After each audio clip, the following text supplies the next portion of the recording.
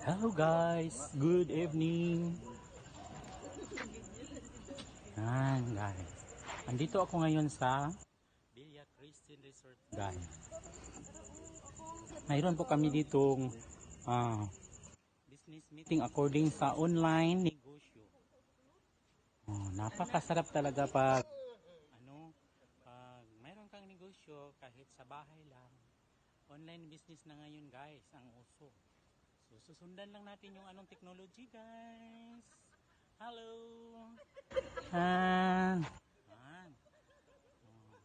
Ganun lang guys. Grabe talaga guys.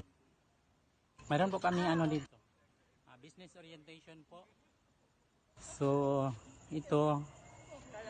Don't forget to subscribe my YouTube channel. Kanoy's Travels. Yan. Diba? Tawa-tawa lang kasi masarap ang pagkain dito.